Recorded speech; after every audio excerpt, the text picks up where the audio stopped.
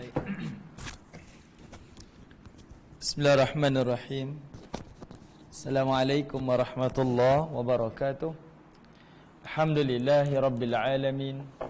Nahmaduhu wa nasta'inuhu wa nastaghfiruh wa na'udzu billahi min syururi anfusina wa min sayyiati a'malina.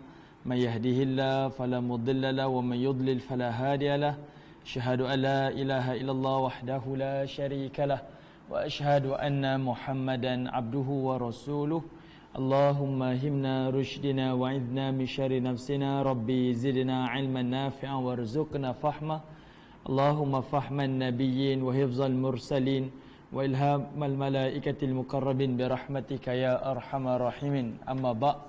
Alhamdulillah, pertamanya kita syukur pada Allah Subhanahu wa taala di atas kesempatan yang Allah izinkan kepada kita pada pagi ini. Moga-moga Allah Subhanahu wa taala akan limpahkan kebaikan demi kebaikan, kerahmatan demi kerahmatan, keberkatan demi keberkatan dalam kehidupan kita insya-Allah. Dan mudah-mudahan kita membuka pagi yang baik ini, iaitu Sayyidul Ayyam, dengan amal-amal soleh kita kepada Allah. Salah satunya berada di dalam majlis ilmu.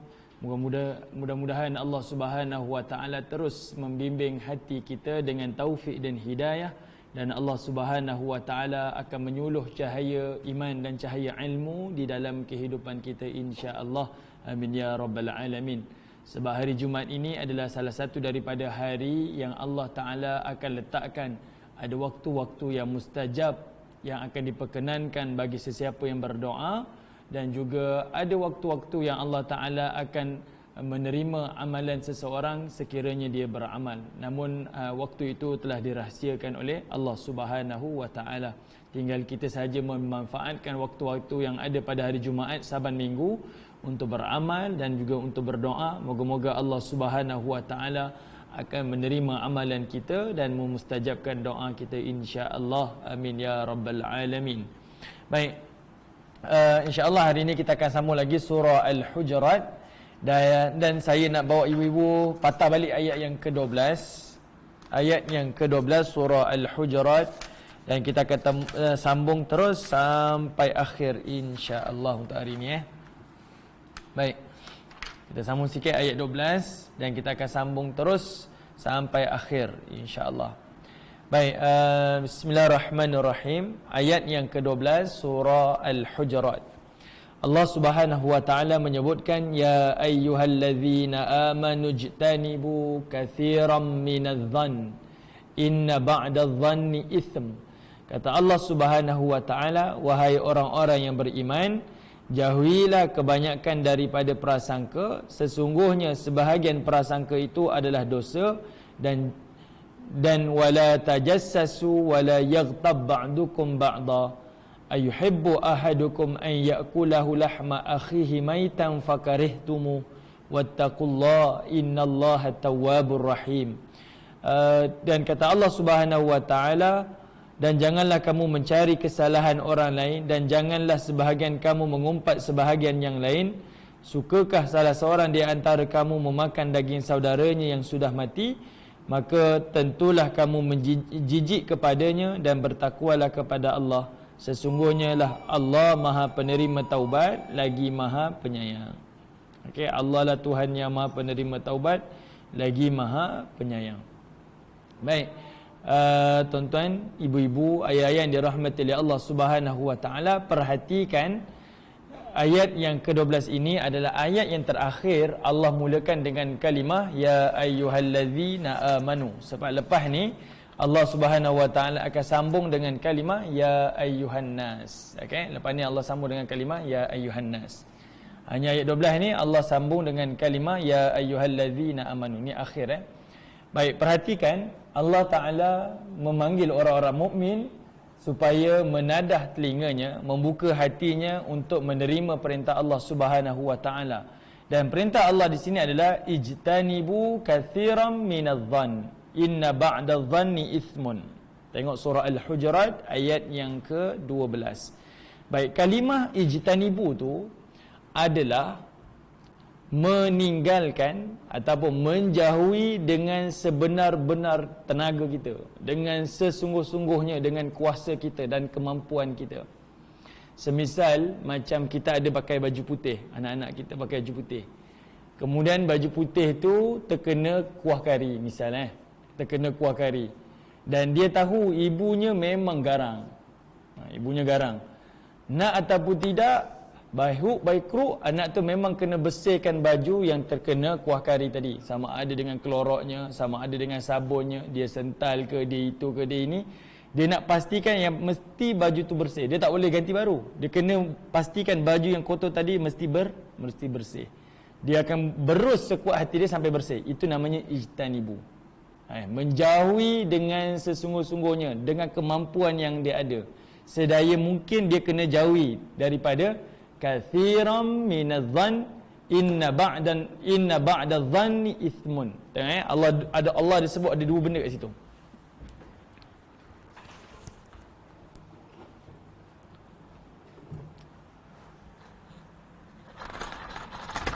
Okey, Allah Subhanahu Wa Taala sebutkan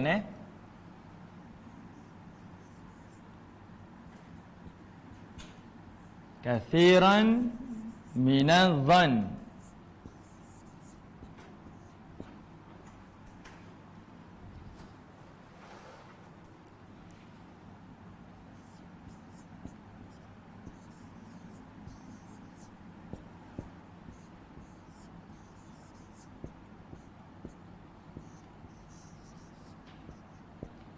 Okey.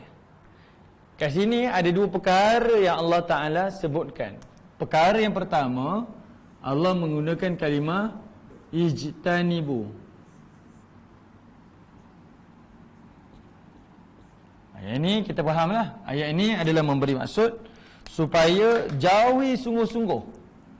Bukan ala kadar, tapi jauhi sungguh-sungguh. Sama ada dengan ilmu, kita tahu. Dengan ilmu tu kita tahu, kita sedar apa prasangka yang baik, apa prasangka yang buruk. Dan kita elakkan sungguh pilih kawan yang betul, kita menjadi kawan betul. Kita bukan sekadar memilih orang yang betul untuk kita berkawan. Kita pun kena jadi kawan yang betul kepada kawan kita. Jangan kita yang bawa cerita. Nak dengar cerita tak? Semalam si fulan tu bla bla bla bla bla. Dia yang membawa cerita-cerita agar membina prasangka. Ini orang kita sebut dengan kalimah apa? Ni politik ni. Politik berkawan, politik di pejabat, politik dalam rumah tangga, politik dalam apa kita kata, dalam rukun tetangga, kita punya dalam masyarakat taman, ada je cerita-cerita. Kita kena elakkan sungguh-sungguh. Kalimah ijtanibu ni bukan sekadar jauh je, tapi jauhi dengan sungguh-sungguh. Jauhi dengan sungguh-sungguh. Okey. Kemudian Allah kata apa? Kathiran minadh-dhann. Kebanyakannya daripada dhann itu, inna ba'da-dhann ithmun. Sesungguhnya sebahagian daripada dhann itu adalah dosa. Okey, perhatikan kalimah kathiran. Kathiran dekat sini kebanyakan, diterjemahkan sebagai kebanyakan, majority lah. Kebanyakan ataupun majority. Bayangkanlah kalau dhann ni 100%, kalau lah dhann ni adalah 100%, kita bagikan 100%. Kathiran, sebahagian besar tu, majority tu berapa persen? Majority dekat sini adalah 70%. Ini saya nak tunjuk contoh lah, ini bukanlah tepat, tapi nak sebutkan yang Allah sebut ni. Bayangkan kalau prasangka ni 100%, kathiran ini kebanyakannya daripada sangkaan-sangkaan ni adalah 70%. Artinya Allah suruh kita jauhi sungguh-sungguh 70% daripada sangkaan-sangkaan ni. Sebab sangkaan ni ada yang baik, ada yang buruk. Sangkaan ni ada yang baik, ada yang buruk. Jadi Allah suruh elakkan 70%. Sebab apa? Ba'dadh-dhann. Sebab 50% daripadanya adalah dosa. Ini sebagai contoh lah. Ni bukan kiraan. Tak ada kiraan hanya dalam tafsir pun tak sebut. Cuma saya nak memudahkan pemahaman lah. Okey.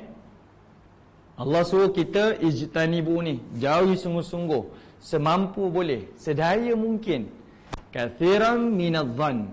Kebanyakan daripada sangkaan-sangkaan ni. Kalau boleh elakkan. Walaupun ada orang kata, ni bukan cerita benda tak baik lah. Benda baik yang kita nak cerita ni. Ingat pesanan Allah. Jauhi 70%. Jauhi 70% daripada tu. Benda yang paling asas sekali seolah-olahnya Allah membayangkan kepada kita, jauhi. Jangan dekati langsung. Lalu Allah Ta'ala sambung, inna ba'da dhann, sebab sebahagian daripadanya adalah dosa. Sebahagian daripadanya adalah dosa. Jadi, bayangkan kat sini Allah bagi tahu 50% daripadanya dosa. Tapi yang Allah suruh elak adalah 70%, supaya nak kata apa, jauhi terus. Jangan dengar sungguhlah. Jangan carilah kesalahan-kesalahan orang lain yang akan membina prasangka-prasangka kepada orang lain. Kenapa tuan-tuan? Sebab dekat sinilah akan ada peranannya siapa?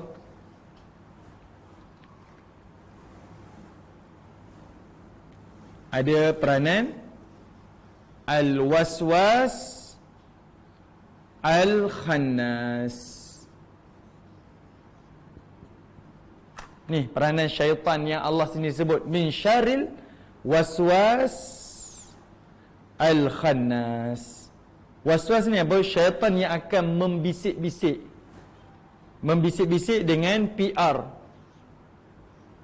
dengan pujuk, dengan rayuan. Syaitan ni dengan pujuk, bukan PR public relation. Okay, PR ni dengan pujuk, rayu dia. Syaitan ni dia akan, kalimah waswas ni adalah bisikan yang berulang-ulang. Okay, kalau yuwaswis, dia bisik, lepas tu dia tinggalkan. Itu kan dicegah, kan Nabi tak bagi. Antara kita bertiga, tiba-tiba datang si fulan ni, dia bisik, Nabi tak bagi. Sekarang kalimah waswas ni Allah rujuk pada syaitan ni, dia bisik berulang-ulang. Dan dia berbisik tu dalam keadaan dia memujuk, dan dia juga dalam keadaan dia merayu. Kat sinilah peranan ada dhan kat sini. Okay, dan kat sini juga akan datanglah nanti khannas. Khannas ni ditenggelam timbul lah, bergantung kepada ingatan kita pada Allah. Okay, baik. Sebab syaitan ni dia akan gunakan zan ini. Contoh, kan Nabi berlaku yang saya sebut pada minggu lalu. Bila Nabi berkahwin dengan Safiyah, seorang wanita Yahudi. Safiyah ni, dia berkahwin, ada sahabat tahu, ada sahabat tak tahu. Satu malam Nabi keluar dengan Safiyah ni, sebab Safiyah panggil Nabi yang duduk iktikaf dekat masjid. Nabi tengah berjalan dengan Safiyah, ada dua orang lelaki sahabat Nabi nampak. Dia nampak Nabi ni. Lalu Nabi SAW nampak yang dua sahabat ni duk lari daripada Nabi. Sebab apa? Sebab mungkin dia tak nak ada sangkaan-sangkaan buruk pada Nabi. Tapi apa yang berlaku? Nabi kejar dia dan Nabi panggil sahabat ni. Lalu Nabi kata, "Pak, yang ini isteri saya." Nampak? Nabi explain supaya apa? Supaya tak nak timbul ada zon. Mungkin waktu saat tu dia akan kata apa? Nabi mungkin isteri dia ke, mungkin sangkaannya baik, tapi lepas tu belum tentu lagi. Belum tentu lagi. Okey? Sebab orang tentang mula-mula dia kata, okeylah dia ni betul lah tu kot. Tapi akan datang, oh dia ni, patutlah saya nampak dia dulu naik kereta besar. Rupanya dia amla. Duduk akta, ubah wang lah apalah. Dia datang lepas tu tau. Ada je idea-idea. Sehingga kalau kita tak selesai daripada awal, maka dia akan menimbulkan zan. Sebab itu Allah suruh ijtanibu. Awal-awal. Sama ada kita bersangka buruk dengan orang, ataupun kita yang menjadi punca orang bersangka buruk dengan kita. Kita dua-dua kena ijtanibu. Jauh sungguh-sungguh benda-benda ni. Okay? Sebab al-waswasil khannas ni dia sangat berbahaya. Syaitan ni. Okay. Saya sebut sikit nak bagi gambar pada tuan-tuan. Macam mana bahayanya syaitan ni? Yang ini kita dah sentuh lah pada surah An-Nas dahulu. Apa beza surah Al-Falaq dan An-Nas? Yang ini semua orang maklum. Surah Al-Falaq dan surah An-Nas ni, dua-dua ni adalah surah Al-Mu'awwidhatain. Dua ni surah perlindungan. Pada surah Al-Falaq, ini adalah tentang musuh zahir. Okey? Apa? Bin syarri ma khalaq, daripada musuh luaran. Wa min syarri ghasikin idza waqab, daripada kejahatan malam. Wa min syarril waswasil wa min syarrin naffatsati fil 'uqad, daripada kejahatan tukang-tukang sihir. Wa min syarri hasidin idza hasad, daripada kejahatan orang yang hasad. Ni semua musuh zahir.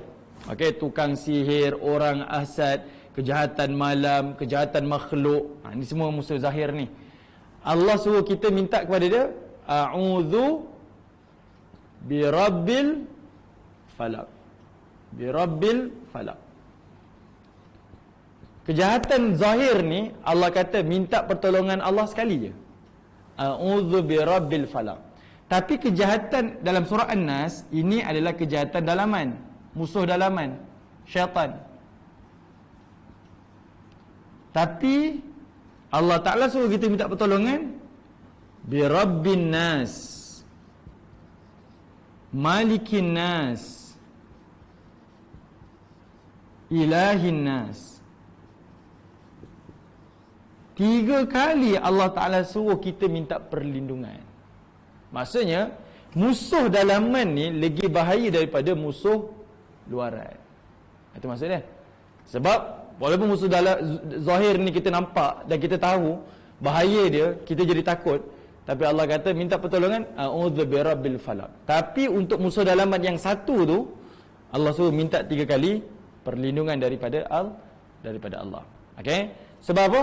Sebab peranan al-waswasil khannas. Sebagai contoh, tuan-tuan tengok dalam peperangan Uhud. Kan Nabi SAW pesan kepada sahabat yang duduk atas bukit tu, 50 orang tentera tu yang dipimpin oleh Abdullah bin Jubair, tentera memanah, jangan turun selagi mana belum sampai perintah. Kami dah dimakan oleh burung-burung pun jangan turun kalau tak sampai perintah. Itu pesanan Nabi. Kami menang ke kami kalah, jangan turun sampai arahan. Tup-tup bila Khalid bin Al-Walid masa tu musyrik dah lari, sahabat lain musuh-musuh lain Ikrimah bin Abu Jahal pun dah lari. Sahabat Nabi dah pergi ke kamp musyrikin ambil harta ghanimah. Sahabat yang duduk atas bukit ni 40 daripadanya turun. 40 turun. Yang tinggal 10 je yang baki ni duduk atas kekal. 40 ni dah meninggalkan posisi mereka, sedangkan Nabi kata jangan turun. Ni 40 ni turun, yang tinggal 10 orang. Allah explain yang 40 ni apa? Allah kata apa? Wa minhum man yuridun dunya wa minhum man yuridul akhirah. Sebahagian daripada tentera Uhud tu kata Allah, sebahagian dia inginkan dunia, sebahagian mereka ada inginkan akhirat. Tuan-tuan, mereka ni adalah tentera sahabat. Tentera berada di medan Uhud. Mereka sedang berjuang di fisabilillah, beriman dengan Nabi, solat dengan Nabi, kuliah dengan Nabi ni, kuliah maghrib subuh dengan Nabi ni, berperang dengan Nabi. Tapi Allah kata apa? Yuridud dunya. Sebahagian daripada mereka nak dunia, sebahagian daripada mereka nak akhirat. Ada juga nak dunia, sebab apa? Sebab sini adanya al-waswasil khannas, syaitan tu. Kalau tuan-tuan tengok daripada awal perang Uhud ni, sahabat Nabi yang pergi perang 700 ni, sahabat yang betul-betul solid iman dia. Macam-macam dah dia orang kena apa? Kena perang saraf. 300 tentera munafik dah lari dah. Kemudian sampai dekat medan Uhud, ada seorang ketua daripada orang Ansar ni duk provok lagi. Tapi sahabat Nabi ni tak berganjak, terus nak berjuang dengan Nabi walaupun tak cukup keperluan ketenteraan, tapi tetap jihad fisabilillah. Tapi akhirnya turun juga, melanggar arahan Nabi. Sebab apa? Allah sendiri yang bagi tahu mereka nak dunia. Benda dalaman ni adalah benda yang sangat bahaya, sangkaan-sangkaan ni. Sebab itu kita jangan main. Sebab itu Allah terangkan jangan kita bersangka-sangka ni. Jauhi sungguh-sungguh. Sebab al-waswasil khannas tu adalah benda yang sangat bahaya. Okey, jangan kita kata alah syaitan ni bukanlah sangat apa. Yep. Macam mana? Tak. Saidina Hamzah dia tentera bawah. Yang 40 tu tentera memanah yang duduk atas bukit tu. Okey. Tapi walaupun mereka melanggar arahan Nabi, tapi Allah kata apa? Walaqad afallahu ankum. Allah maafkan mereka. Itu sebagai pengajaran kepada kita lah. Walaupun tu jangan kita kata, oh diorang ni tak mati syahid sebab diorang langgar perintah Nabi. Tak. Sebab ada saya pernah dengar ada orang buat kenyataan macam tu. Tapi ayat tu sambungan dia dalam surah Al-Baqarah ataupun surah Al-Imran. Al-Baqarah, Al-Imran atau An-Nisa, saya lupa 3 ayat tu, 3 surah tu. Allah sambung yang mana Allah telah memaafkan kesalahan yang mereka lah lakukan. Okey? Baik. Jadi itulah peranan kenapa Allah Ta'ala suruh kepada kita ijtanibu, jauhi daripada sangkaan-sangkaan. Apa-apa sangkaan kena jauhi. Jangan membina sangkaan kepada seseorang dalam fikiran kita. Baik, saya pernah sebut dah minggu lalu, sekadar ulangan saja. Ada anak kepada sahabat Nabi, Talha bin Abdul Rahman bin Auf. Abdul Rahman bin Auf kita kenal ni, sahabat kaya raya ni. Anak dia namanya Talha. Talha ni mewarisilah kekayaan ayahnya dan dia ni pun kaya raya. Dan isterinya kata apa? Bang, kepada Talha ni, anak kepada Abdul Rahman bin Auf, dia kata apa? Bang, kawan-kawan abang ni orang yang paling buruk yang pernah saya jumpa. Ni isteri-isteri biasalah kan. Dia bukan nak buruk-burukkan lah, tapi memang sikap macam tu kan. Semua orang fitrah macam tu.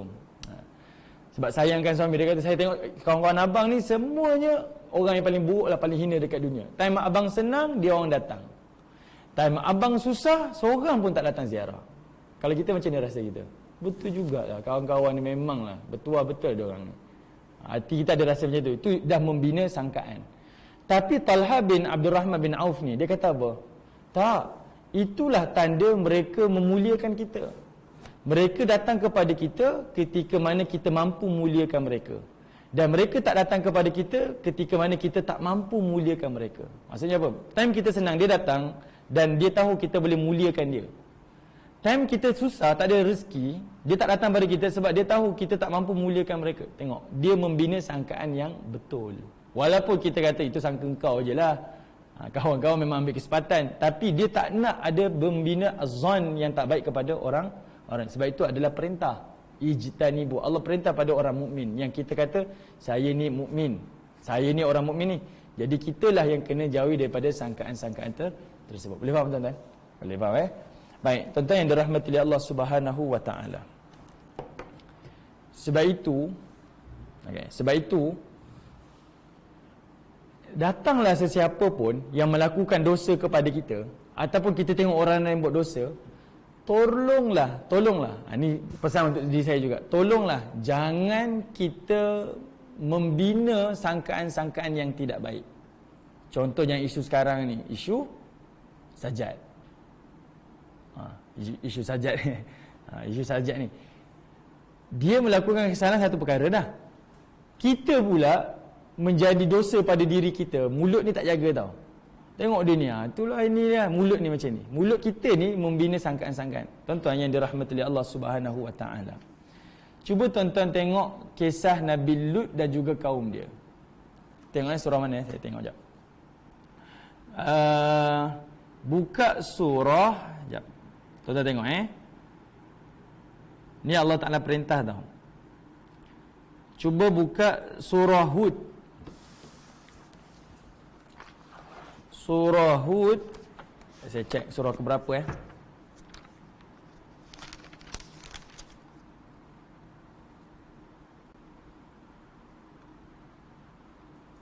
Okey, tengok surah yang ke-11 ayat 78. Surah Hud, surah ke-11 ayat 78.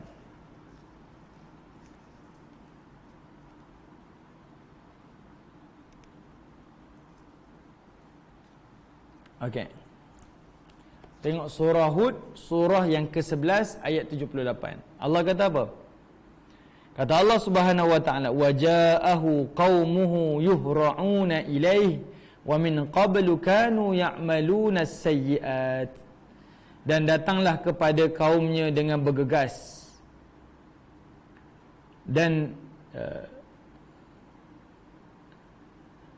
sejak dahulu mereka selalu melakukan perbuatan-perbuatan yang keji. Qala, Lut berkata, "Ya qaumi, wahai kaumku, haula'i banati hunna atharu lakum." Kata Nabi Lut AS, ini putri-putri kepada kampung ni, negeri ni. Mereka lebih suci bagi kamu. Fattaqullah, bertakwalah kepada Allah.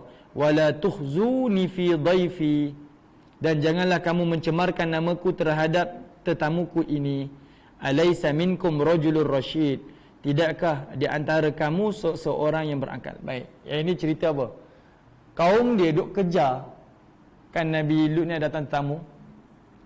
Kaum dia kejar. Sebab apa? Nampak ada daging baru. Saya minta maaf saya sebut. Seolah-olahnya dia dah, antara dia kan homoseksual, lesbian dengan gay. Di antara orang kampung tu dia dah pernah merasa, saya dengan si fulan tu dah, saya si fulan ni dah. Jadinya bila datang orang baru, semua orang datang berebut sebab nak rasa benda baru. Saya minta maaf sebut Jadi Nabi Lut pesan kat ayat ni. Dan Nabi Lut mulakan dengan kalimah apa? Ya qaumi, wahai kaumku. Maksudnya Nabi Lut masih lagi memanggil kaumnya dengan panggilan terhormat. Dia tak panggil wahai orang-orang yang buruk perangainya, orang yang dilaknati oleh Allah. Tak. Nabi Lut kata wahai kaumku. Kita tuan-tuan, orang buat dosa, mulut kita ni lebih daripada lajak lagi. Mulut kita ni. Dia ni memang ahli neraka. Kita nerakakan orang. Sedangkan kita ni Allah ajar, walaupun Allah Ta'ala murka pada mereka, kita dengan mereka tak. Contoh tuan-tuan dengan adik-beradik. Adik kita buat salah. Adik bongsu kita buat salah. Ayah kita tegur adik kita, marah kita, adik kita. Kita sebagai kakak ataupun abang, kita marah adik kita ke tak? Tak. Yang marah tu ayah je. Kita dengan adik kita nasihatkan. Kita tetap sayang pada dia, kita nasihatkan. Jangan buat macam tu, nanti ayah marah.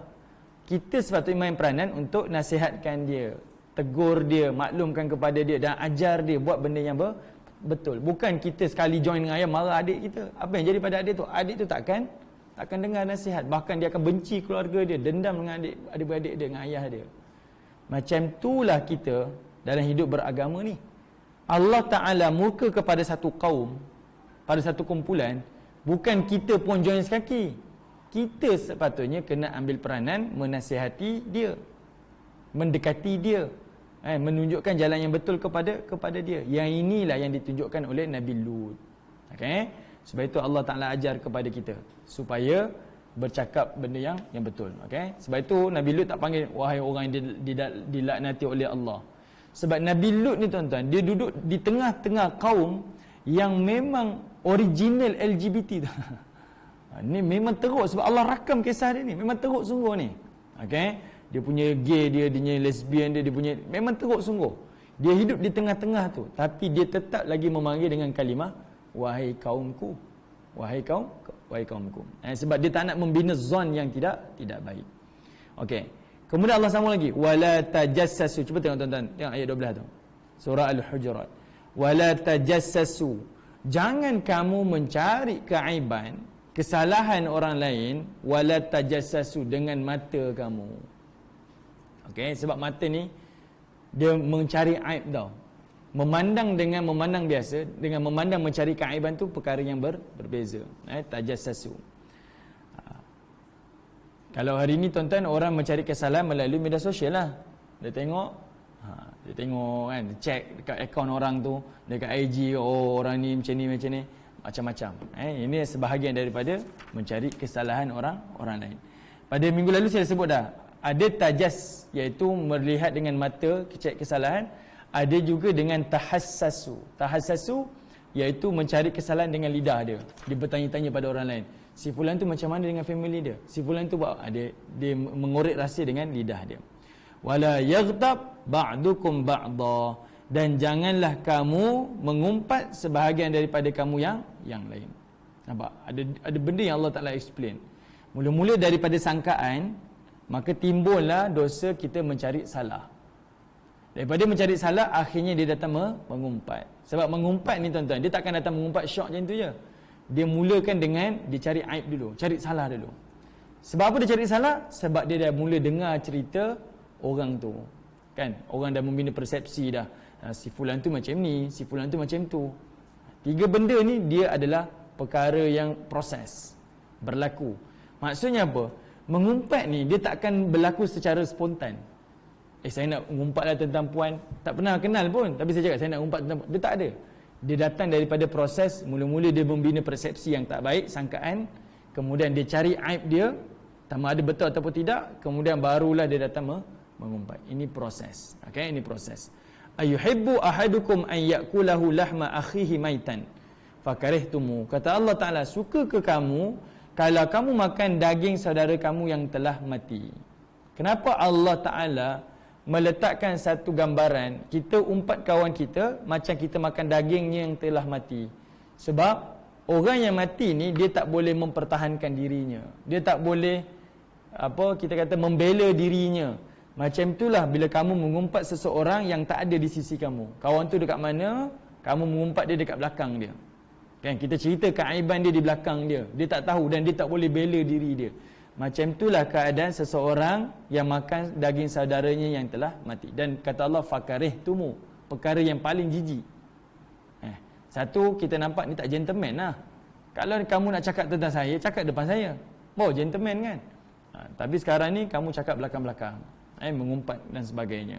Dan Allah Ta'ala kata apa? Benda ni, penawar dia adalah wattaqullah. Kalau kamu takwa kepada Allah, selesai. Wattaqullah. Itu dia punya penawar dia. Okay? Itu dia punya pencegah dia adalah takwa kepada Allah. Innallaha tawwabur rahim. Kalau kamu buat dan kamu bertakwa kepada Allah, ingat, Allah itu Tuhan yang tawwab, Tuhan yang penerima taubat, dan Tuhan yang ar-rahim, yang kasih kepada kamu. Okay, sebab nak kata apa tuan-tuan, dosa ni adalah dosa yang sentiasa kita buat. Kita susah nak elak. Tapi dengan taubat, Allah akan terima taubat dan Allah Ta'ala tetap kasih kepada kita. Yang ini adalah antara yang Allah Ta'ala sebut pada ayat yang ke-12. Okey, tengok tuan-tuan ayat ke-13. Allah kata apa? Ya ayyuhan nas, wahai manusia. Daripada tadi kalimah ya ayyuhallazina amanu, wahai orang yang beriman. Sekarang Allah Ta'ala sebut secara umum. Kenapa Allah sebut secara umum? Sebab ini berlaku pada tahun Amul Wufud, tahun delegasi, tahun ke-9 Hijrah. Ketika itu ramai orang-orang luar kota Mekah ni, luar kota Madinah datang berjumpa Nabi, nak beriman kepada Nabi.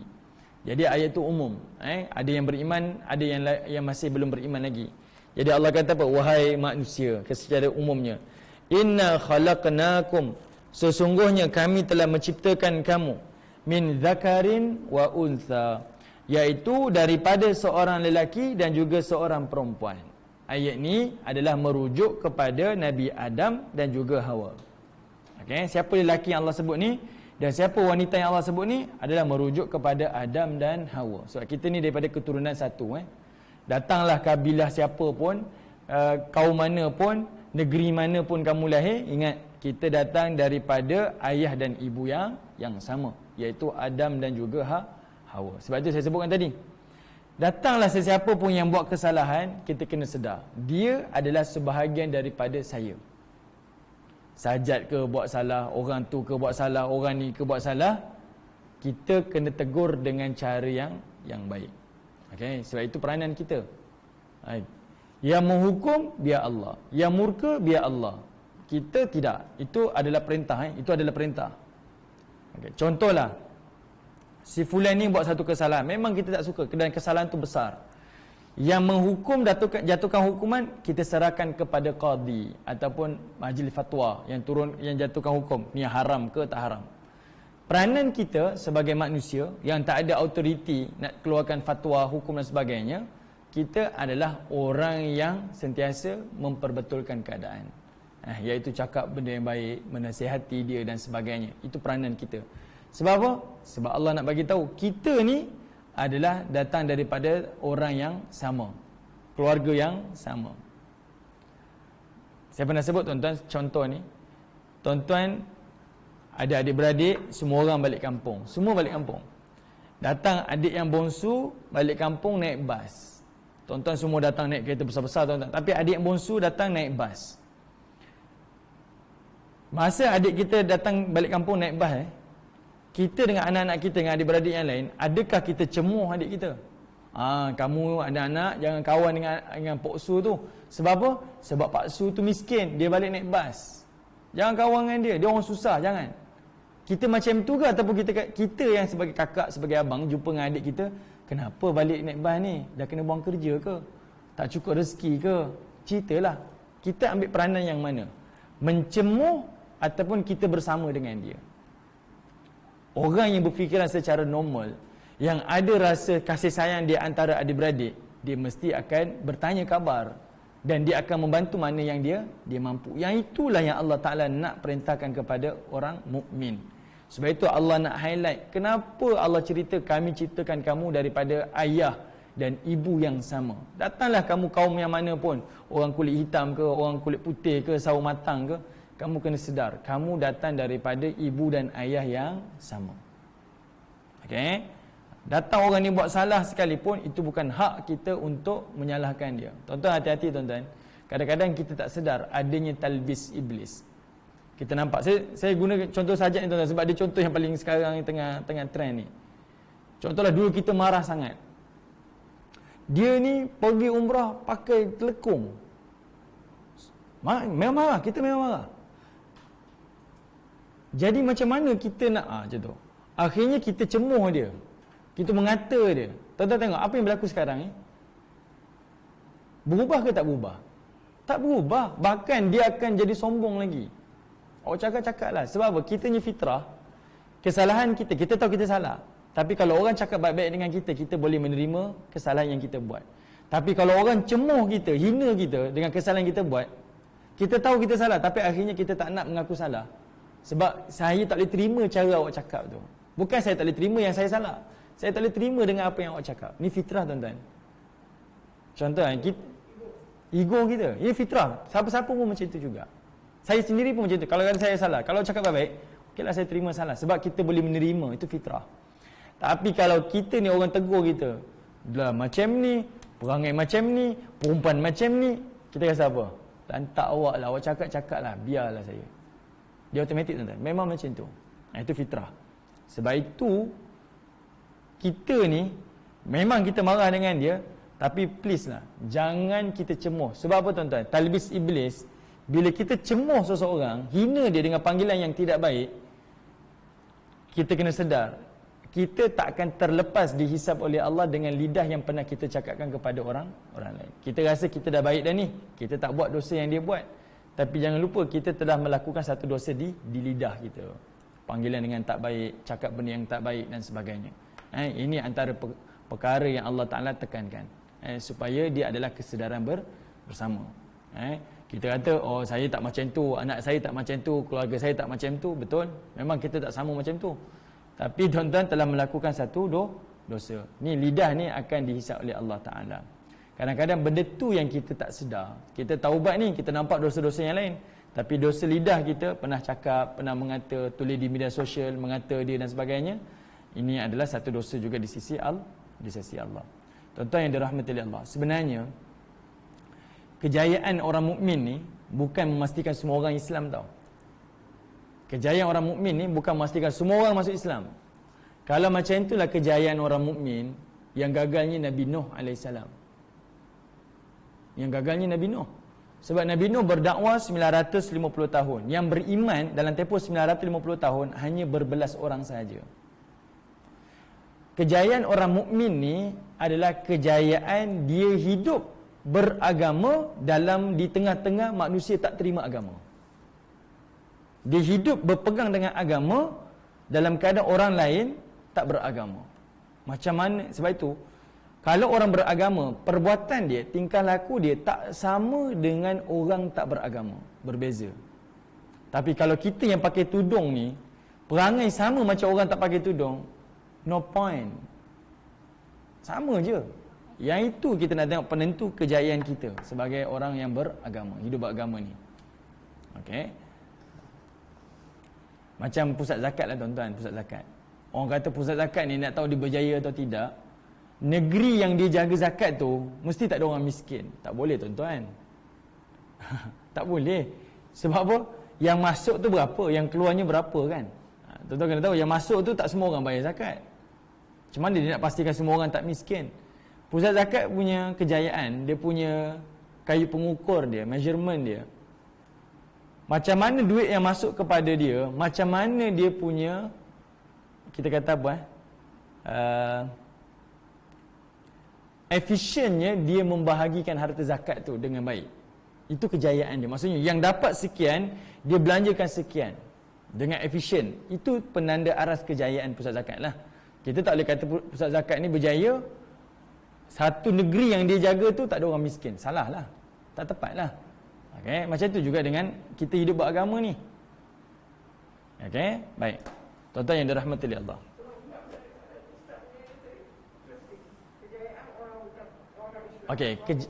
Okey, kejayaan hidup beragama ni, orang mukmin hidup beragama ni, kejayaan dia bukan ditentukan dengan semua orang yang berada sekeliling kita ni mukmin, beriman. Tak. Kejayaan orang mukmin ni adalah kejayaan dia hidup beragama, berpegang kepada agama di tengah-tengah orang tak terima agama. Okey, orang lain tak boleh terima agama tapi dia boleh hidup beragama dalam keadaan orang tak beragama. Itu kejayaan dia. Cuba tuan-tuan tengok tak hadis Nabi ni. Ya.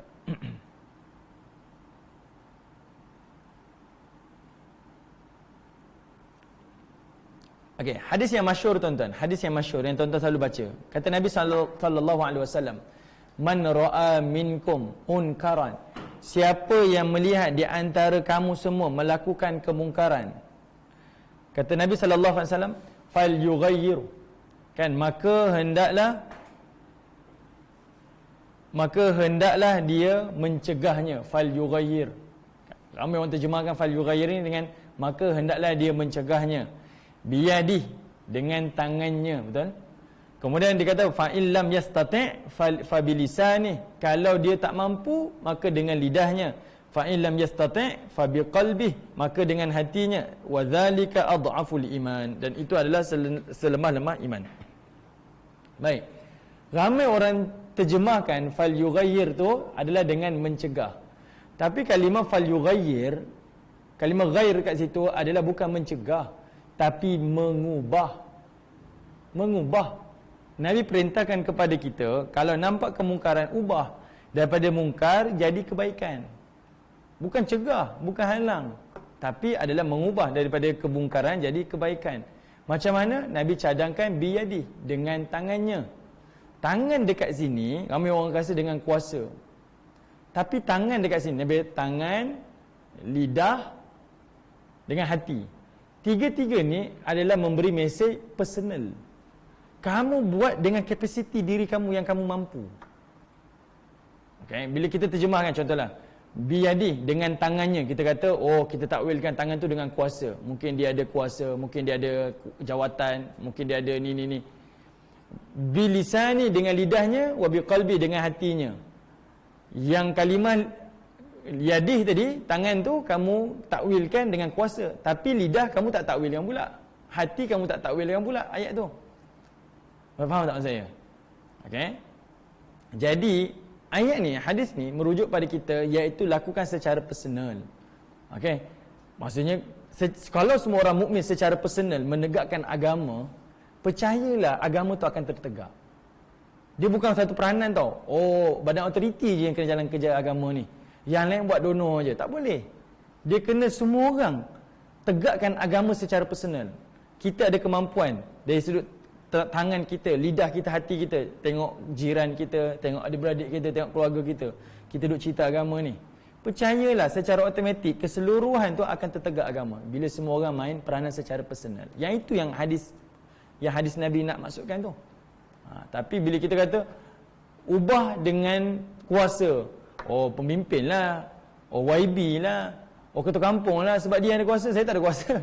Habis tuan-tuan, macam mana nak tertegak agama ni? Dia buat kerja seorang-seorang, tuan-tuan, tak boleh.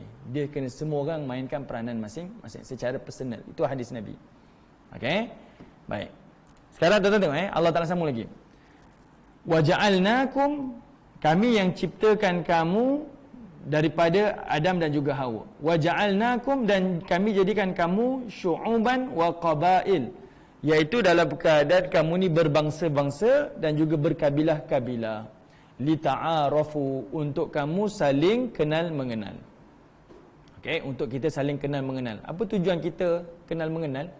Tujuan dia adalah untuk kita saling menyempurnakan di antara satu sama yang lain. Okey, kita saling berperanan di antara satu sama yang lain. Mungkin dia ada kelemahan, saya ada kelebihan, saya top up kelemahan dia. Mungkin dia ada kebaikan, saya ada kelemahan, dia top up kita. Dia saling kenal mengenal dan melengkapi di antara satu sama yang lain. Itu peranan dia.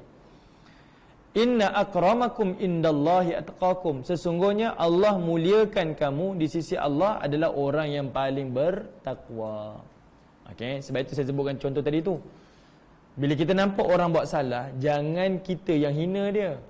Sebab yang murka biar Allah saja, kita tak. Okey, kita kena saling menasihati. Orang yang paling terbaik di sisi Allah adalah orang yang paling bertakwa. Okey, bukan dengan cara kita cemuh dia menampakkan kita mulia, tak. Kau tak tegur dia, kau hina tau. Kau salah. Tak tuan-tuan, tak semestinya marah tu dengan marah. Boleh jadi marah ni adalah dengan sabar, dengan bahasa yang baik. Tuan-tuan bayangkan, Nabi Musa jumpa dengan Firaun, dan Nabi Musa cakap apa yang Allah kata, faqulal lahu qawlan layyina. Cakap dengan Firaun dengan qawlan layyin, bahasa yang lemah lembut. Layyin tu, lemah lembut tu bukan bermaksud cakap lemah gemalai, tunduk pada Firaun, tak. Tapi bil hikmah, iaitu cakap dengan kebenaran, perkara yang hak cakap. Okey, tapi bukan dengan menghukum dia, menghina dia, tak. Itu bukan perkara yang hak. Okey, yang itu yang Allah Taala nak maklumkan kepada kita. Baik, kemudian Allah kata apa? Innallaha alimun khabir. Sesungguhnya Allah itulah Tuhan yang alim, maha mengetahui. Okey, apa yang ada dalam hati kita, dan khabir, dan Allah itulah juga Tuhan yang maha mengetahui secara mendalam. Okey. Baik, sekarang tuan-tuan tengok ayat yang ke-14. Dekat sini Allah akan terangkan kepada kita. Ayat 14 ini sampai ayat 18 ni, sampai habis ni, yang ini Allah Ta'ala sebutkan ciri-ciri orang mukmin. Okey, ciri-ciri orang mukmin. Yang ini pun ada asbabun nuzul. Asbabun nuzul ni turunnya ketika mana ada orang-orang Badui daripada ramai-ramai ni, ada yang katakan ia datang daripada Bani Asad, orang Badui lah. Yang mana orang Badui ni kata apa? Kami dah beriman dah ya Rasulullah, dah beriman dah. Tapi kata Nabi SAW, jangan kata dah beriman, kamu kena kata saya baru Islam. Baru Islam, masih lagi belum beriman. Okey. Tengok Qalatil a'rabu amanna, telah berkata orang-orang Badui, amanna, kami telah beriman. Semua orang tuan-tuan, dia rasa dia puasa, dah beriman dah ni. Saya solat, saya dah beriman dah ni. Saya baca Quran berjuzuk-juzuk dah, saya dah beriman dah ni. Saya lahir mak ayah saya Islam, beriman dah ni. Ni tuan-tuan, confident level yang kita ada dalam diri kita ni. Tuan-tuan pergi luar, tuan-tuan tanyalah, beriman ke tidak? Saya dah beriman. Tapi di sisi Allah, Allah nak kata belum beriman lagi. Belum beriman lagi. Kemudian kata Allah Ta'ala, kul, katakanlah wahai Muhammad, jawab wahai Muhammad, lam tu'minu, kamu belum beriman. Walakin kulu, akan tetapi cakaplah, aslamna, kami telah Islam. Apa maksudnya tuan-tuan?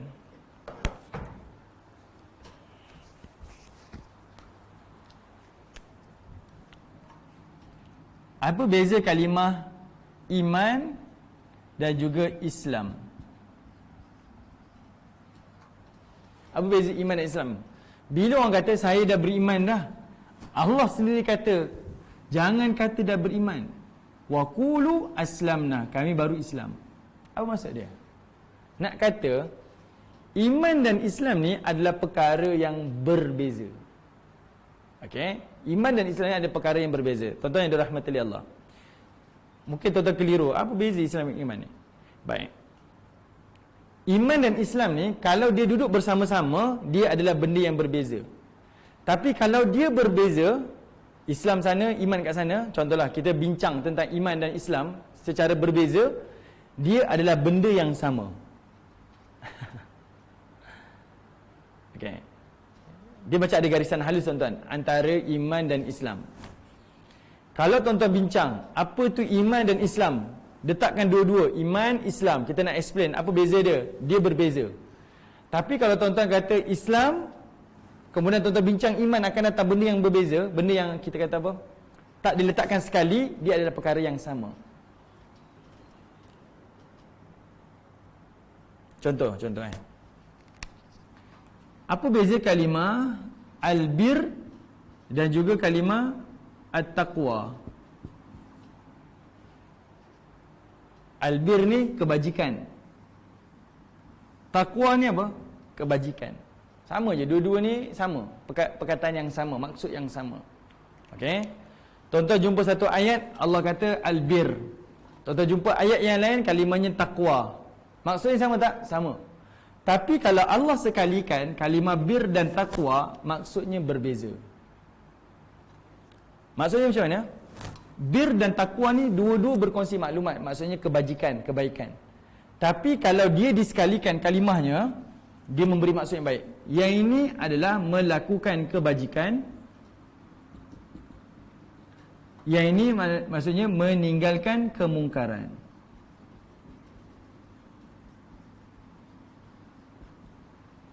Okey. Saya nak kata apa tuan-tuan? Kalau dia duduk bersama, maksudnya berbeza. Tapi kalau dia terpisah, maksudnya sama. Ini ada perkataan. Begitu juga dengan iman dan Islam. Dia adalah perkara yang sama.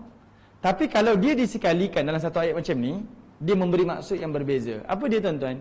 Iman ni adalah perkara dalaman. Sebab itu tuan-tuan tengok dalam rukun iman tuan-tuan.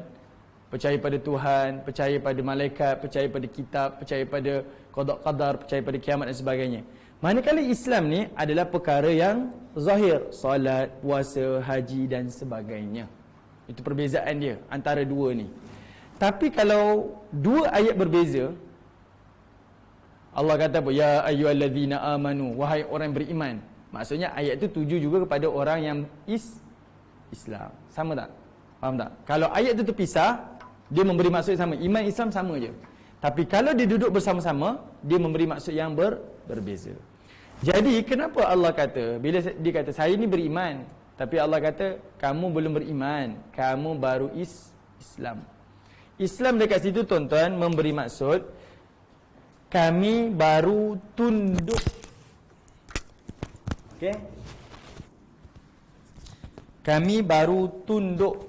Kami baru melakukan ketaatan. Baru lagi. Iman ada lagi tak? Iman belum ada lagi.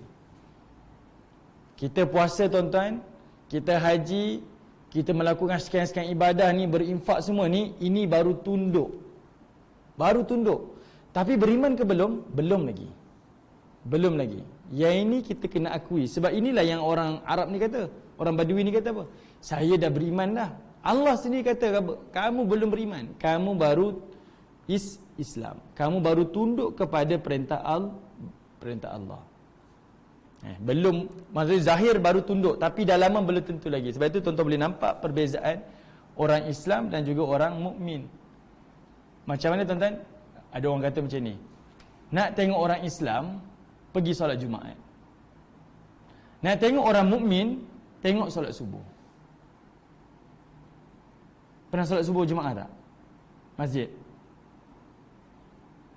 Kalau pernah pergi tengok, kita boleh tengok solat Jumaat ni melimpah. Tapi solat subuh, kita boleh kira berapa orang. Nak bagi contoh lah, nak bagi contoh. Beza di antara orang Islam dan juga orang mukmin. Sebab itu kalau dia kata saya solat, saya puasa, saya itu ini, saya dah beriman, Allah kata belum lagi beriman, belum tentu lagi beriman. Kamu baru Islam sahaja. Kalau benar-benar beriman, dia berbeza. Sebab itu Allah explain lepas ni. Apa ciri-ciri orang beriman ni? Apa tanda-tanda orang beriman ni? Yang ini yang kita nak tahu supaya kita buat benda ni dan kita duduklah dalam kategori orang mukmin, orang yang beriman kepada Allah. Okey. Baik, kemudian Allah kata apa? Walamma yadkhulil imanu fi qulubikum. Kata Allah Subhanahu wa taala, sebab apa? Sebab iman itu belum masuk lagi di dalam dada kamu. Kamu baru tunduk saja secara zahir, baru melakukan ketaatan, tapi iman belum ada dalam diri kamu. Kalimah lamma kat situ, walamma. Tuan-tuan perhatikan ayat 14 tu ada kalimah lamma. Lamma tu maksudnya dulu tak ada iman, sekarang pun tak ada iman lagi. Itu kalimah lamma. Okey. Dulu tak ada iman, sekarang pun tak ada iman lagi. Belum sempurna lagi keimanan kamu. Wa in tuti'ullaha wa rasulahu la yalidkum min a'malikum syai'a innallaha ghafurur rahim. Dan jika kamu taat kepada Allah dan Rasulnya, dia tidak akan mengurangi sedikit pun pahala amalan kamu. Sesungguhnya Allah Maha Pengampun lagi Maha Penyayang. Maksudnya apa tuan-tuan? Walaupun Allah kata iman belum ada lagi dalam hati kamu, kamu baru melakukan ketaatan, sedikit pun Allah tak kurangkan pahala tu. Nak kata Allah ni adil lah. Walaupun Allah sendiri yang mengatakan kamu lakukan ketaatan dan Allah kata belum ada iman lagi dalam hati kamu, baru Islam sahaja, amalan-amalan kamu tak sia-sia. Aku tetap memberikan pahala yang sama dengan amalan yang kamu buat. Okey. Cuma kita orang mukmin kena sedar, kita kena usahakan sampai tahap kita dapat iman tu.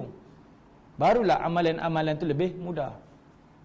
Okey, barulah amalan-amalan yang kita kerjakan tu lebih mudah. Baik. Cuba tuan-tuan bayangkan dulu kita nak solat subuh, solat fardu 5 waktu, susah. Kita kena latih tau. Kita kena latih. Nak buat payah. Hari ni tak buat, kita yang rasa resah. Betul tak? Kita nak tinggalkan solat, tak selesa saya kena solat juga ni. Tak solat tu saya rasa tak selesa. Dulu kita nak start baca Quran, kita kena usaha, kena cari masa untuk baca Quran. Sekarang tak baca Quran sehari, kita rasa resah. Yang itulah yang Allah Ta'ala cuba sampaikan kepada kita. Ada beza di antara orang yang tunduk dengan orang yang beriman, orang yang Islam dengan orang yang beriman. Dan kat sini tuan-tuan, Allah ulang kalimah iman ni banyak kali. Sama ada dalam kalimah ya ayyuhallazina amanu dan juga ayat-ayat yang ini. Cuba tuan-tuan tengok surah Al-Hujurat yang sama. Perhatikan ayat sebelum ni. Tuan-tuan buka ayat yang ke Tuan-tuan tengok pada ayat yang ke-7. Allah kata apa? Walakinnallah habbaba ilaikumul iman wa zayyanahu fi qulubikum. Kata Allah Subhanahu wa taala, akan tetapi Allah lah habbaba ilaikumul iman, yang menjadikan cinta kamu kepada keimanan dan menjadikan iman itu indah dalam hati kamu, dan menjadikan wazayyan dan menghiasikan iman itu di dalam dada kamu. Sebab apa tuan-tuan Allah sebut kalimah iman dalam surah Al-Hujurat ni? Sebab surah Al-Hujurat, kita dah bincang dah awal, dia bicara tentang etika sosial. Dia bicara tentang akhlak dan juga adab. Dan akhlak dan adab ni dia datang daripada iman. Dia benda yang sama tuan-tuan, equal Akhlak dan iman ni sama. Orang yang beriman dia mesti berakhlak. Mesti Tapi orang yang Islam belum tentu lagi berakhlak. Dia perkara yang bersinergi. Sebab itu Allah ending ayat ni tuan-tuan, surah ni lepas ni adalah berkaitan tentang keimanan. Sebab tuan-tuan, akhlak ni kalau tuan-tuan baca dia punya definisi dia bukan benda yang berpura-pura tau. Dia bukan benda yang dibuat-buat, kita kontrol, orang nampak. Akhlak ni dia adalah perkara yang secara automatik. Macam mana dia berlaku? Dia datang daripada hati dia, keimanan dia, kepercayaan dia, keyakinan dia. Dia automatik akan keluarkan akhlak yang baik. Sebab itu Nabi kata apa? Innama bu'istu liutammima makarimal akhlak. Sesungguhnya aku diutuskan oleh Allah untuk menyempurnakan akhlak. Itu Nabi punya mesej. Aku diutuskan oleh Allah untuk menyempurnakan akhlak. Tuan-tuan kalau dengar hadis ni tuan-tuan, mesti kita kata, lah Nabi ni nak sempurnakan akhlak je ke? Sebenarnya tak tuan-tuan. Dia adalah proses pendidikan yang panjang. Dia punya end proses dia akhlak. Akhlak yang mulia ni. Tapi nak dapat akhlak ni tuan-tuan, pertama dia kena siram dengan rukun iman. Kemudian dengan rukun Islam. Dan yang ini adalah dengan apa tuan-tuan? Ihsan. Ni proses dia. Contoh rukun iman ni tuan-tuan bayangkan, dia akar pokok tuan-tuan. Ni perkara dalaman ni. Akar tu jadi subur tau. Dia cengkam tanah tu betul-betul sempurna. Rukun Islam ni tuan-tuan kena buktikan iman kita. Tuan-tuan kena solat, tuan-tuan kena puasa, tuan-tuan berhaji, tuan-tuan keluarkan zakat. Sebab apa? Sebab apa saya beribadah ni? Sebab saya nak zahirkan iman saya. Sebab iman ni tak boleh cukup dengan hati, dia mesti dizahirkan dengan perbuatan. Itulah dahan kita. Daripada dahan ni adanya ihsan. Maka dia keluarlah ranting-ranting tu. Ihsan ni apa? Dalam hidup ni kita merasakan kita sedang melihat Allah, ataupun kita rasa Allah sedang melihat kita. Bila tuan-tuan dah dapat tiga ni tuan-tuan, automatik dia akan keluarkan yang ini, iaitu buah-buahan yang manis, yang ranum, yang sehat, yang subur, yang lebat. Yang inilah akhlak. Macam mana tuan-tuan nak dapat buah yang sihat kalau ranting tak kuat? Macam mana tuan-tuan nak dapat ranting yang kuat kalau dahannya tak kuat? Macam mana nak dapat dahan yang kuat kalau akarnya tak kuat? Benda tu saling proses yang sama. Seseorang dapat makan buah yang hebat ni setelah dia ada ranting yang kukuh, dahan yang kukuh dan akar yang kukuh. Imannya sihat, rukun Islamnya sihat, ihsannya sihat, barulah dia dapat akhlak. Sebab itu Nabi sebut dalam riwayat Abu Daud, orang yang paling berakhlak adalah orang yang paling beriman. Orang yang paling beriman adalah orang yang paling berakhlak. Kalau dia ni ada ilmu, ibadah sihat, hebat, tapi tak ada akhlak, memang celupak, kaki umpat, kaki mengata, perangai kasar, perbuatan kasar, percayalah ada something wrong somewhere dekat sini. Percayalah. Ini adalah perkara yang zahir. Okay? Sebab itu kita tak menilai iman seseorang. Kita hanya lihat yang zahir saja. Sebab ini cerita dalaman, itu terpulang kepada Allah Ta'ala. Allah Ta'ala yang menilai.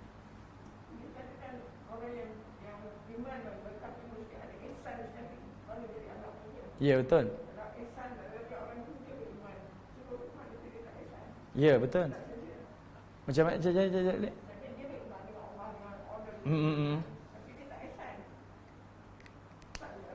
Ya, betul. Sebab itu dia proses.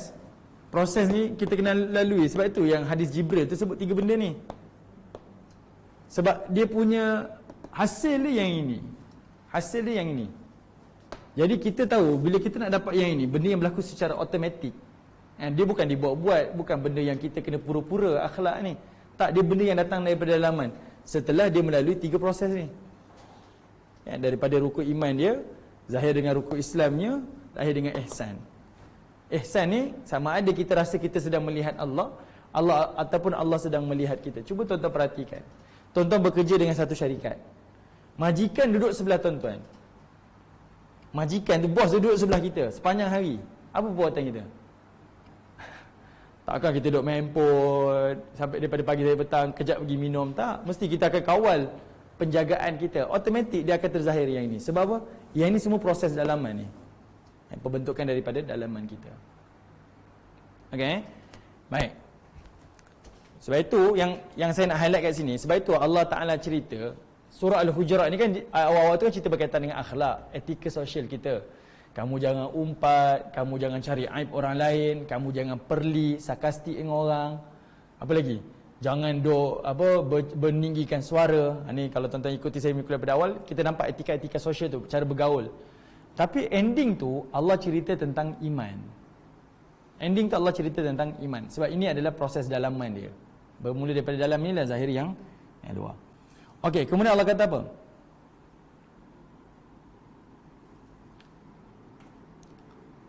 Kemudian Allah kata apa? Innamal mu'minuna allazina amanu billahi wa rasulih. Sesungguhnya orang mukmin itu adalah orang yang amanu billah, iaitu orang yang beriman kepada Allah wa rasulih, dan beriman kepada rasulnya. Sebab itu tuan-tuan, saya pernah jumpa ada orang, saya beriman pada Allah je, tapi Rasul ni saya agak khawatir lah. Dia tak boleh, sebab Allah Ta'ala sendiri perintah, kalau kita beriman pada Allah, kita baca Quran, ayat-ayat ni memberi kita satu mesej. Keimanan kamu kepada Allah tak sempurna kalau kamu tak beriman kepada Rasul. Sebab itu dia menipu. Dia kata, saya hanya beriman pada Quran, saya tak percaya pada hadis. Tak boleh tuan-tuan, tak boleh. Sebab ayat ni Allah Ta'ala kepilkan kalimah Allah dan Rasul ni adalah keimanan. Okay. Sebab apa? Quran ni, ya saya percaya dia kitab suci, tapi hadis ni saya tak percayalah. Hadis ni saya tak percaya. Sebab hadis ni riwayat manusia kan, boleh jadi dia bohong. Tuan-tuan kalau belajar disiplin ilmu hadis ni, tuan-tuan akan nampak dia adalah satu benda yang dijaga tau. Sangat dijaga. Ini kita bincang, nanti tuan-tuan jumpa mana-mana guru-guru belajar hadis, tuan-tuan tanya detail. Macam mana dia akan tunjukkan secara raw macam mana hadis tu, nak keluarkan hadis tu sahih ke tak sahih ke, dia sangat-sangat terjaga. Ini adalah perkara yang Allah Ta'ala jamin. Okey. Baik. Kalau kita hanya beriman pada Quran, kita menolak hadis, ada orang tak percaya hadis. Ini bukan orang-orang tak terpelajar tuan-tuan. Saya pernah jumpa orang yang terpelajar. Sejujurnya saya cakap, wallahi, saya jumpa orang yang terpelajar, ada jawatan, ada pangkat. Dia kata, ustaz, saya memang tak percaya hadis. Saya tak percaya hadis. Saya percaya Quran tapi saya tak percaya hadis. antara yang mudah tuan-tuan nak bayangkan, hadis ni dia benda yang mendetailkan apa yang ada dalam Quran. Quran ada sebut beberapa perkara, tapi yang mendetailkan adalah hadis, sebab Nabi yang menunjukkan tata cara dia. Semisal macam pengurusan jenazah. Dalam Quran, tuan-tuan carilah, tidak ada diajarkan tentang macam mana nak solat jenazah, macam mana nak mandikan jenazah, macam mana nak kafankan jenazah dan kebumikan jenazah. Tak ada satu pun. Tuan-tuan cari.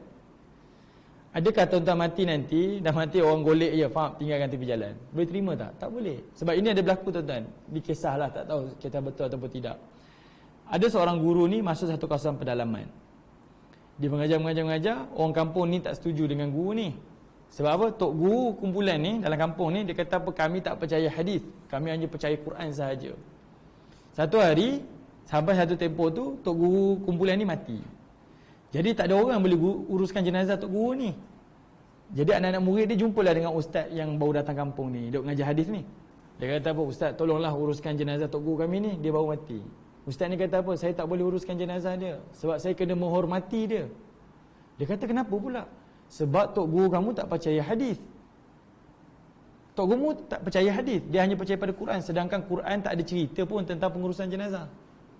Jadi sebabkan saya hormati tok guru kamu, saya tak nak uruskan jenazah dia. Kamu lepaskan dia macam tu je lah, terpulanglah macam mana pun. Tapi kata dia, tolonglah uruskan, mandikan dia, kapan dia. Akhirnya ustaz ni pun usahakan buat. Dan akhirnya murid-murid ni pun percaya. Rupa-rupanya keimanan kepada Allah ni mestilah mengikuti jalan Nabi SAW. Sebab Quran ni dia hanya sebut perkara yang raw, yang asas. Yang mendetailkan, yang menunjukkan tata cara adalah melalui hadis Nabi SAW. Sebab itu kita kena pegang dua, Quran dan juga sunnah. Kita tak boleh kata saya percaya Quran saja, saya tak percaya sunnah, tak boleh. Dulu zaman saya ada orang lah. Dulu saya tulis majalah. Ada orang call. Ayah ni, seorang ayah ni, dia kata, "Ustaz, tolong Ustaz, anak saya ni dia tak percaya adanya Nabi. Dia percaya Allah tapi dia tak percaya Nabi." Saya kata, macam mana saya nak explain minta datang pejabat lah. Dia datang, bawa. Ayah dia bawa anak dia ni. Saya tanya, betul ke tak percaya Nabi? Dia kata, ya, saya tak percaya Muhammad. Saya tak percaya Muhammad tu Rasul. Allah percaya tak? Allah tu percaya. Saya tanya pada dia, kalau kamu tak percaya Muhammad, kamu percaya Allah, kamu percaya Allah tu daripada siapa? Kamu kenal Allah tu daripada siapa? Daripada ayah saya. Ayah kamu kenal Allah tu daripada siapa? Faham tak? Siapa yang explain tentang Allah tu? Melainkan dia datang daripada Nabi SAW. Nabi yang duk cerita Allah tu Tuhan yang Esa. Allah. Faham maksud saya? Quran tu turun daripada siapa? Quran tu turun daripada Nabi. So kita kenal Allah melalui daripada Nabi juga. Kalau kamu tak percaya Nabi, maknanya kamu tak percaya Allah. Mudah, basic je. Sebab itu adalah perantaraan kita kepada Allah. Okey, sebab itu tuan-tuan ingat sampai bila-bila. Dia benda yang tak terpisah. Sebab Allah Taala sendiri sebut, orang yang beriman itu adalah orang yang amanu billah wa rasuli. Dia beriman pada Allah dan dia beriman pada Rasul. Thumma lam yartabu, kata Allah. Kemudian thumma lam yartabu. Kemudian mereka sekali-kali tidak ragu-ragu. Okey, sekali-kali mereka tidak ragu-ragu. Wajahadu, dan mereka berjihad bi amwal wa anfusihim fi sabilillah. Berjihad dengan harta dan diri mereka di jalan Allah. Tuan-tuan perhatikan kalimah lam. Kalimah lam. Apa beza kalimah lam dekat sini tuan-tuan? Lam ni maksudnya nahi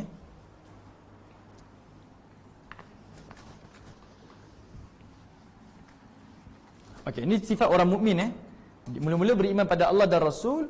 Kemudian Allah kata lam yartabu, dia tidak ragu-ragu. Allah gunakan kalimah lam.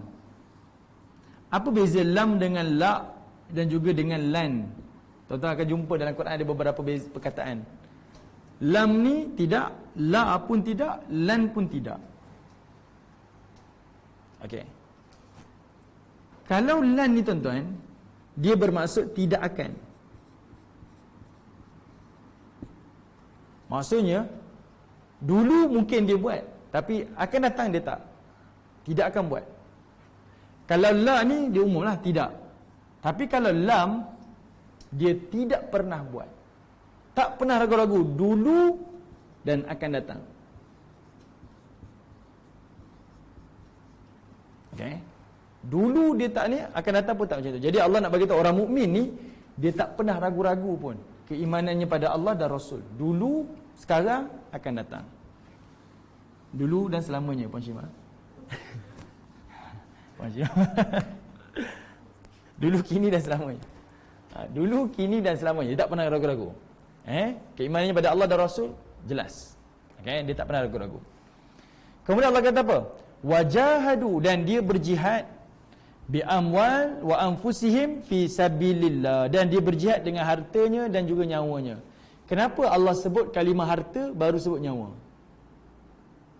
Kenapa Allah tak kata dia berjihad dengan nyawa dan hartanya? Kenapa Allah dahulukan dengan kalimah harta? Apa? Okey. Sebabnya, ini antara pandangan sebabnya ada orang dia sanggup korbankan nyawa dia berbanding harta dia. Dia lebih sayangkan hartanya daripada nyawa dia. Saya sanggup mati, yang penting duit yang usik.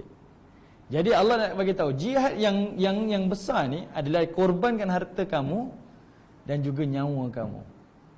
Okey. Ni ada manusia yang tu tuan-tuan dia lebih sayangkan harta dia daripada nyawa dia. Tak kisah, saya tak kisah. Apa yang berlaku-berlakulah. Saya sanggup redah, saya sanggup benci keluarga, saya sanggup. Diri dia tak kisah. Yang penting harta tu. Jadi Allah kata, jihad tu sampai kamu korbankan harta kamu dan nyawa kamu. Itu taraf dia. Keadaan dia.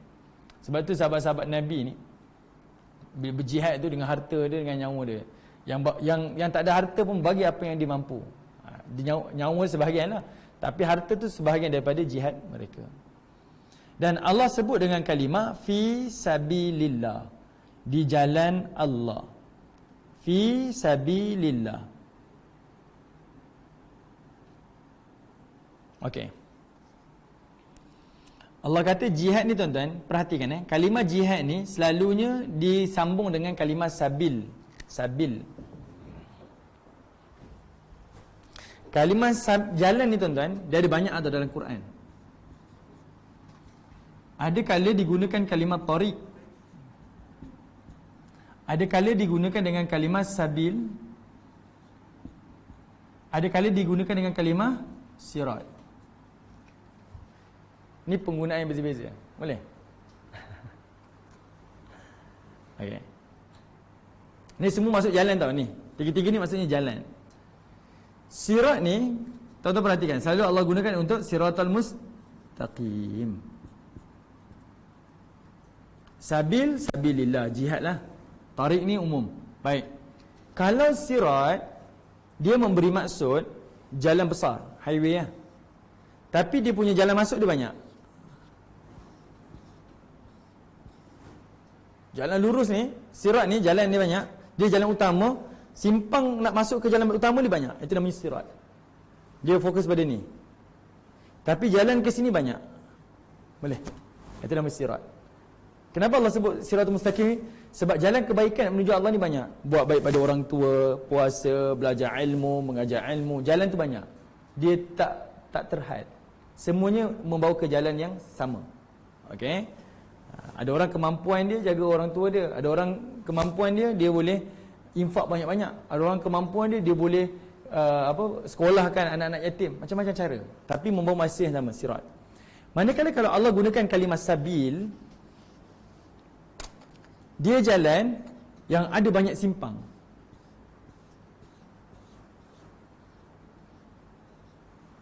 Satu jalan ni, tapi simpang ni banyak. Boleh ke sini, boleh ke sini, boleh ke sini, boleh ke sini. Jadi Allah gunakan kalimah jihad fisabilillah ni, dia tak semestinya kital, perang. Boleh jadi melalui ekonomi, boleh jadi melalui perniagaan, boleh jadi melalui belajar ilmu, boleh jadi melalui macam-macam bidang dipecah-pecahkan. Itu kalimah sabil.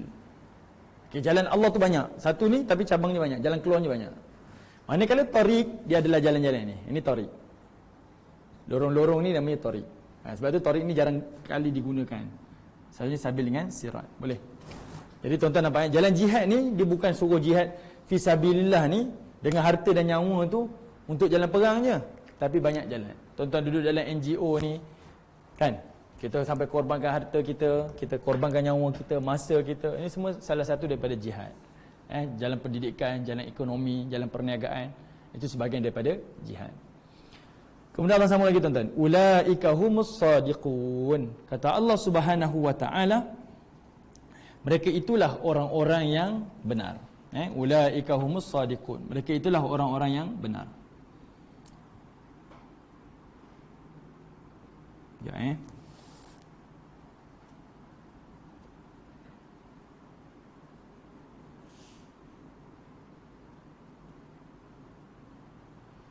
okey, kalau tuan-tuan tengok dalam apa pada tafsir Ibnu Katsir, dia kata apa? Ayat ni adalah merujuk kepada orang Badui itu, yang mana Islamnya mereka hanya zahir, tapi dalaman mereka tak menunjukkan mereka beriman pada Allah. Maksudnya solat-solat, puasa-puasa, haji-haji, tapi dalaman dia belum tentu lagi nak kata Allah tu benar, Rasul tu benar. Mana tak zahir betul-betul iman pada Allah dan Rasul. Apatah lagi nak berjihad, nak korbankan harta nyawa tu, dia tak berapa yakin. Dia masih ada lagi ragu-ragu.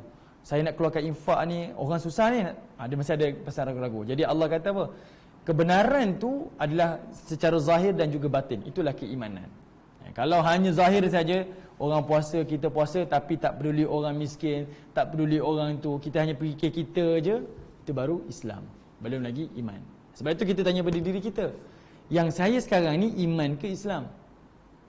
Kalau hanya jaga solat saja, itu baru Islam. Belum lagi tentu iman. Iaitu Allah Ta'ala sebutkan. Baik, kemudian Allah Ta'ala kata lagi, Kul atu'allimunallaha bidinikum wallahu ya'lamu ma fis samawati wa ma fil ard wallahu bikulli syai'in alim.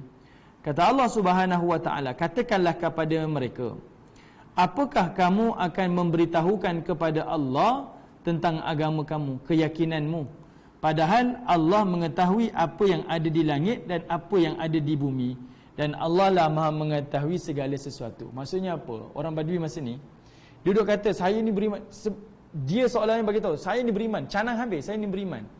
Sedangkan Allah Taala suruh kata pada Nabi, kamu beriman tak payah cakap dengan orang, tak payah bagi tahu pun. Sebab apa? Allah tu lebih tahu daripada diri kamu. Aku lebih tahu keimanan kamu beriman ataupun tidak. So tak perlu nak bagi tahu orang saya ni beriman, tak perlu. Okey? Kamu hanya yakin, pastikan diri kamu benar-benar beriman dan benar-benar Islam. Okey? Dan tak perlu nak beritahu pada Nabi dengan kesombonganlah, saya ni beriman, saya itu dan ini.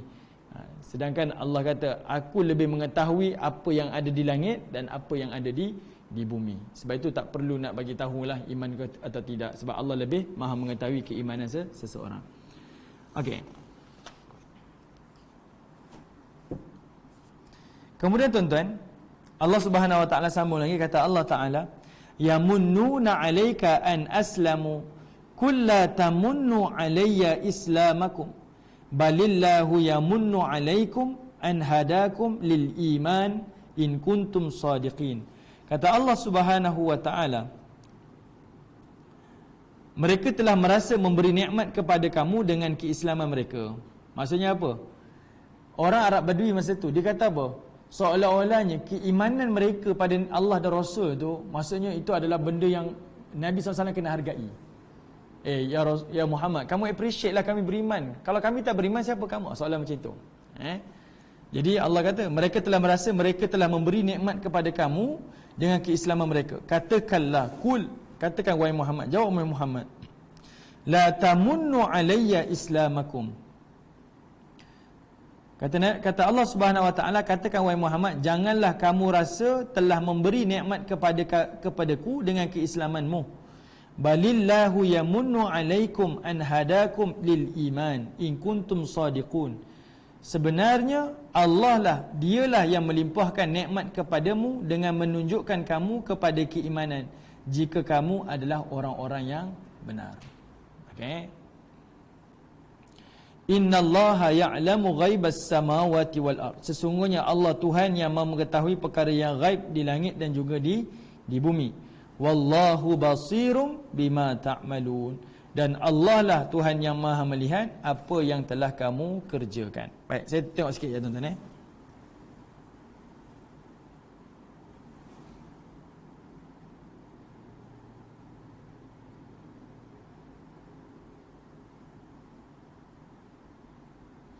Okey, sebenarnya cerita ni tuan-tuan adalah kerana orang Arab Badui ni dia seolah-olahnya merasakan keimanan dia pada Allah dan Rasul tu adalah sebagai pertolongan dia kepada Nabi sallallahu alaihi wasallam.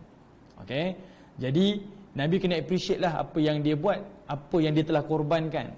Tetapi Allah Ta'ala perintahkan kepada Nabi SAW, bagi tahu kepada dia, sepatutnya bukan kamu kena nampak yang kamu memberi nikmat pada Muhammad, memberi pertolongan kepada Muhammad, tapi Allah yang beri pertolongan kepada kamu. Sebab Allah lah yang memberi hidayah, dan Allah lah yang memberi petunjuk kepada kamu cahaya iman dan cahaya Islam. Kalau Allah tak tolong, kamu tak akan beriman. Itu kita kena letak pada diri kita. Okey. Kemudian tuan-tuan, ayat ni tuan-tuan kemudian dibawakan oleh Al-Imam Ibn Kathir, iaitu satu hadis daripada Nabi sallallahu alaihi wasallam dalam peristiwa perang Hunain, yang mana kata Nabi sallallahu alaihi wasallam, ya ma'syaral ansar, alam ajidukum dullalan fahadakumullahu bi wa kuntum mutafarriqina fa'allafakumullahu bi wa kuntum alatan fa'aghnakumullahu bi. Wahai sekalian kaum Ansar, bukankah sebelum ini aku dapati kalian berada dalam kesesatan, kemudian Allah lah yang memberi petunjuk kepada kalian melalui aku? Bukankah kalian sebelum ini dalam keadaan bercerai-berai, kemudian Allah menjadikan kalian bersatu melalui aku? Dan bukankah kalian sebelum ini termasuk orang yang miskin, kemudian Allah memberikan kecukupan kepada kalian melalui aku? Setiap kali Nabi mengatakan sesuatu, maka mereka kata Allah dan Rasulnya lah yang lebih dapat memberikan nikmat. Baik, hadis ni tuan-tuan sengaja dibawakan. Kalau tuan-tuan tengok dalam Perang Hunain ni tuan-tuan, dia berlaku dekat, tuan-tuan pergi Mekah, tuan-tuan ada miqat dekat satu tempat namanya Masjid Ji'ranah ataupun Masjid Ji'ranah, ataupun orang panggil Masjid Ja'ranah. Masjid Ja'ranah tuan-tuan, masjid itulah bila Nabi SAW berperang, buka je kota Mekah tuan-tuan, lebih kurang dalam 21 hari lepas pembukaan kota Mekah, berlakulah perang Hunain ni. Harta-harta yang Nabi dapat dari perang Hunain ni, Nabi kumpulkan di tapak Masjid Ji'ranah tu. Okay. Tapi musuh yang Nabi kejar masa tu orang musyrikin dan orang Islam dah bergabung dah. Sebab orang musyrikin Mekah dah masuk Islam masa pembukaan kota Mekah. Mereka bergabung tuan-tuan, berperang dengan satu kabilah ni. Masa Nabi dah kumpulkan harta-harta ni tuan-tuan, Nabi kejar musuh-musuh Nabi ni ke 3 tempat. Ada yang sampai ke Nakhla, sampai ke Mekah, ada yang sampai ke Taif. Lepas tu lah berlaku rentetan perang Taif. Ini cerita panjang lah. Cuma 3 perang ni berlaku lah lepas tu. Pergi Nakhla, pergi ke Syam, minta maaf bukan Mekah lah, pergi ke Syam, pergi ke Taif. Harta-harta orang-orang ni Nabi dah kumpulkan dah. Habis perang ni tuan-tuan, Nabi menang dalam perang Hunain. Habis perang Hunain ni tuan-tuan, semua harta yang Nabi kumpulkan tuan-tuan, semua Nabi serahkan kepada orang Mekah yang baru Islam. Nabi bagi kat Abu Sufyan. Masa tu Abu Sufyan baru masuk Islam. Nabi bagi sebagian besar dekat Abu Sufyan. Sahabat-sahabat Nabi ni jeling lah. Dah kenapa pula bagi kat Abu Sufyan? Dia baru masuk Islam, berjuang baru kali ni, tapi harta banyak kat dia. Kemudian Nabi serah pula sikit-sikit pada orang Mekah. Orang Ansar tak ada. Orang Ansar terasa, kita dah perang dengan kamu wahai Muhammad 8 tahun dah. Susah senang bersama, keluarga kami ada yang mati di jalan Allah. Tapi bab harta, kamu bagi pula pada orang-orang Mekah. Kami tak dapat apa-apa. Kecil hati tuan-tuan. Dan masa tu ada satu persepsi, seolah-olahnya Nabi membagi kepada kroni Nabi. Sebab Nabi orang Mekah kan. Orang kampung ni lah, kayakan orang kampung. Orang ni tak ada. Ada perasaan sakit hati tuan-tuan. Lalu ketika itu tuan-tuan, Nabi kata apa? Antara aku dengan harta, yang mana kamu nak? Nabi cakap pada orang Ansar, sampai orang Ansar menangis. Harta, ya aku serahkan kepada orang Mekah. Tapi yang kamu bawa pulang bukan harta, tapi yang kamu pulang adalah aku, iaitu Rasulullah ni. Sebab apa tuan-tuan? Nabi bagi harta pada orang Mekah sebab Nabi nak mu'allafatun qulubihim, nak lembutkan hati mereka. Sebab dia orang ni orang berniaga, orang pedagang-pedagang, orang-orang businessman. Jadi Nabi nak tunjukkan, masuk je mereka Islam, mereka tak ada kerugian. Mereka menang dalam peperangan dan ada harta yang Nabi akan infak pada mereka. Itu untuk permulaan. Lepas tu tak ada macam tu dah. Tapi bagi orang Ansar yang dah terbukti iman mereka berperang dengan Nabi, susah senang dengan Nabi pada peringkat awal, Nabi kata, Adam bidam, darah kamu dengan darahku, kematian aku dengan kematian kamu. Maksudnya orang Madinah mati, aku pun mati, sama-sama. Dan yang lebih bernilai tuan-tuan adalah sudah tentu mereka bersama dengan Nabi SAW. Okey. Jadi ini antara yang Nabi nak tunjukkan kepada orang Ansar. Nilai kamu bukan kamu berjasa dengan aku. Maknanya orang Ansar masuk Islam, Nabi terhutang budi dengan dia? Tak, bukan. Tapi sebenarnya kamu terhutang budi dengan Allah, sebab Allah yang membantu kamu, yang memberi hidayah kepada kamu. Dan itu iman kita pada Allah Ta'ala, tuan-tuan. Maksudnya kalau tuan-tuan keluar iman, keluar Islam sekalipun, Allah tak rugi. Ramai orang kata, kalau saya keluar, siapa lagi nak sembah Allah? Kita kena sedar, Allah tak rugi sedikit pun kalau kita tak beriman. Tak rugi sikit pun. Tak ada orang sembah Allah pun, Allah tak rugi sedikit pun. Okey? Sedangkan kita yang terhutang budi kepada Allah Ta'ala. Kita yang terhutang budi kepada Allah yang memberi hidayah dan juga iman. Okey? Tak ada kerugian pun di sisi Allah kalau tak ada orang yang beriman kepada Allah Ta'ala. Okey? Baik, jadi tuan-tuan yang dirahmati oleh Allah, ending kepada surah Al-Hujurat ini, akhir ni adalah Allah Ta'ala nak memberitahu kepada kita tentang iman. Dan ia sangat berkait rapat dengan akhlak dan juga etika sosial ni lah. Macam mana hubungan kita dengan manusia, sebenarnya itulah hubungan kita dengan Allah. Cerminan hubungan kita dengan manusia adalah cerminan hubungan kita dengan Allah Subhanahu wa Ta'ala. Tuan-tuan kalau bergaduh dengan adik-beradik, berkelahi dengan si fulan kawan, dengan jiran tu, dengan ini, tuan-tuan cek balik, kita sebenarnya ada masalah hubungan kita dengan Allah. Itu sifir dia. Baik hubungan kita dengan Allah, baiklah hubungan kita dengan manusia. Berkelahi kita dengan manusia, tuan-tuan, berkelahi, kita ada masalah hubungan dengan Allah Ta'ala. Kita tak boleh nafikan ada orang tak puas hati dengan kita. Tapi kalau kita mudah memaafkan, mudah menerima kesalahan dia, mudah untuk kita negotiate dengan apa-apa masalah dia, sebenarnya kat situ Allah Ta'ala dengan kita ni hubungannya intim. Kita dengan Allah Ta'ala hubungannya sangat-sangat baik. Sebab itu kita dengan hubungan dengan manusia juga baik. Okay? Jadi itulah antara intisari pada surah Al-Hujurat yang Allah Ta'ala turunkan kepada Nabi SAW. Jadi mudah-mudahan insya-Allah tuan-tuan, ia sedikit sebanyak memberi manfaat kepada kita, memperbaiki akhlak kita dan juga memperbaiki iman kita kepada Allah Subhanahu wa Ta'ala. Jadi ala kulli hal, saya berhenti dekat sini. Ada soalan ke Puan Syimah? Daripada tak ada. Jadi mudah-mudahan ada manfaat daripada majlis ini. Semoga Allah Ta'ala terima amalan kita insya-Allah. Assalamualaikum warahmatullahi wabarakatuh.